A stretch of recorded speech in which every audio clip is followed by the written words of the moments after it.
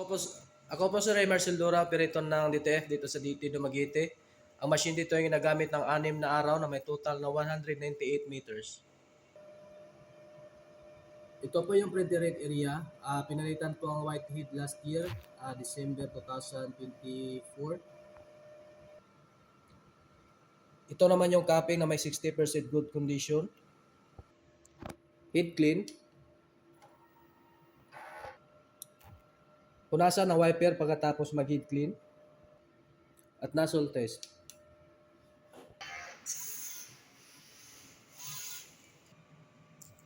Kompleto naman yung nozzle niya sa same white at saka white. Ito naman yung ink tank system.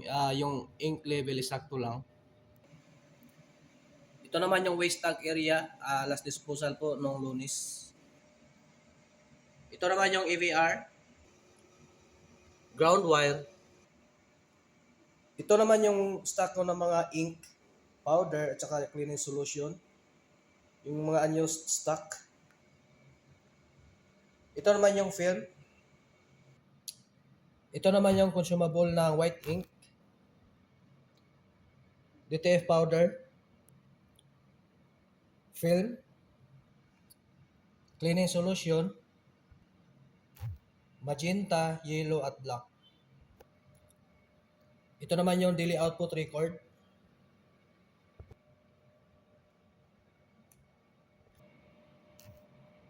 At printer daily checklist.